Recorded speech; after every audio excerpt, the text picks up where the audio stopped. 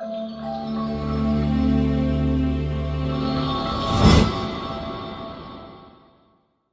back to the channel. My name is Ryan, and today we'll be discussing the Utah football schedule for the 2023 season. Last year, Utah won the Pac-12, went to the Rose Bowl, and then ended up losing to Penn State last year, which is honestly a pretty good year for you. You won the Pac-12, you beat USC twice. You couldn't ask for anything much better. But you've won the Pac-12 twice, back-to-back years, with Cam Rising at quarterback, and I think this team has a chance to do it again this year. So let's jump into how I feel about overall how I feel about this team in general.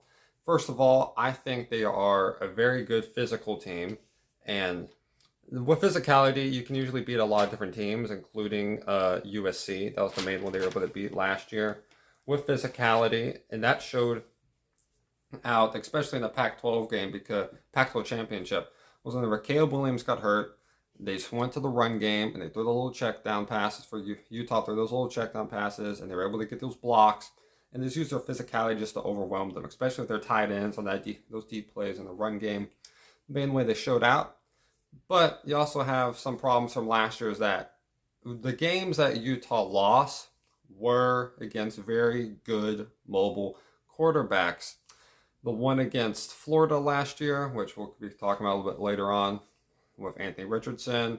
Then you had the one against Oregon with Bo Nix, and then UCLA with DTR. So with that stuff to remember, we can take away, let's jump into the schedule for this year, and I'll discuss the team while I'm giving out the schedule and going through my predictions. First up, you're at home versus Florida.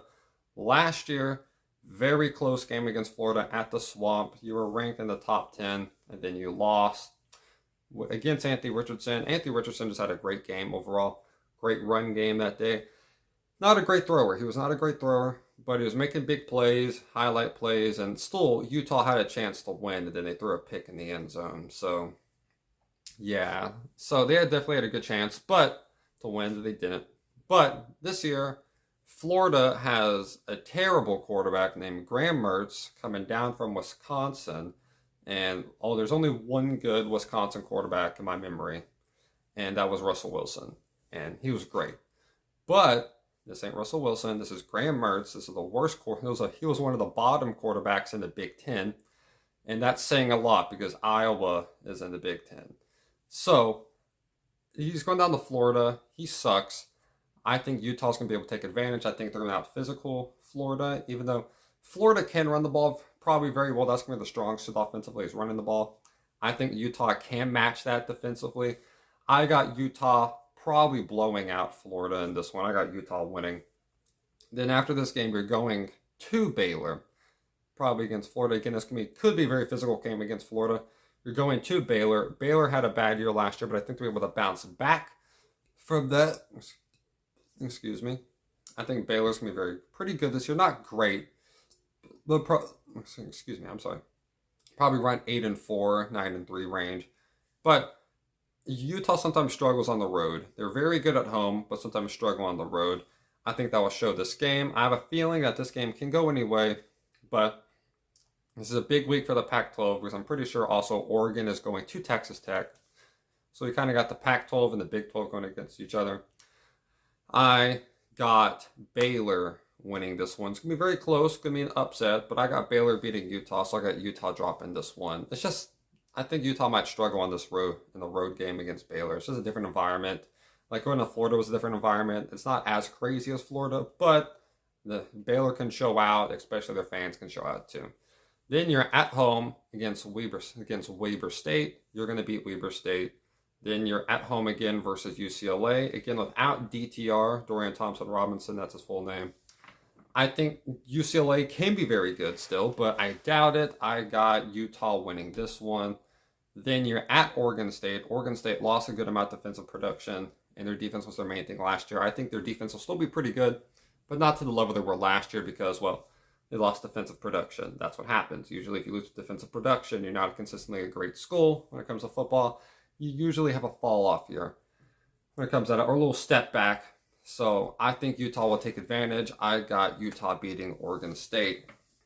Then you're at home again versus California. You're going to beat California. California's one of the bottom feeders. in the Pac-12 anyways. So I got Utah beating California. And then you're at USC. Last year you beat USC not once, but twice.